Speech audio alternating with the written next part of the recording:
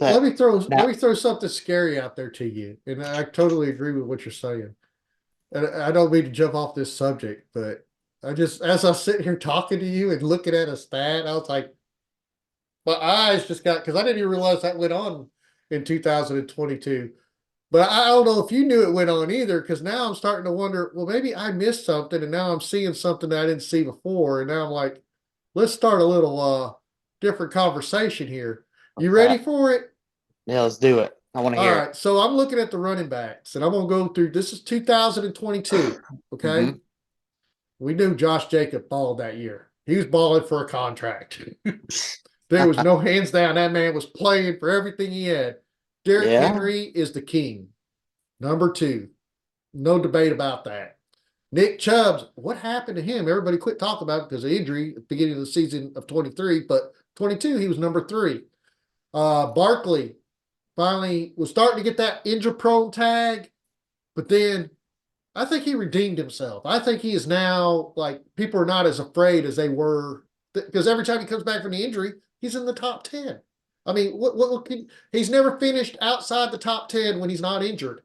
He's kind of like your Christian McCaffrey. Uh, but I still give Christian McCaffrey an edge. Just saying, not favoritism, just a little edge. Miles Sanders, he did really well with Philadelphia. I mean, that was his last season with Philadelphia, but Philadelphia had an O line that was killing it that year. So that Miles Sanders usually is not in the top 10 if you Well, do you want some to know? history study. Then number six, as we just talked about, Dalvin Cook, and I think next year is his redemption year.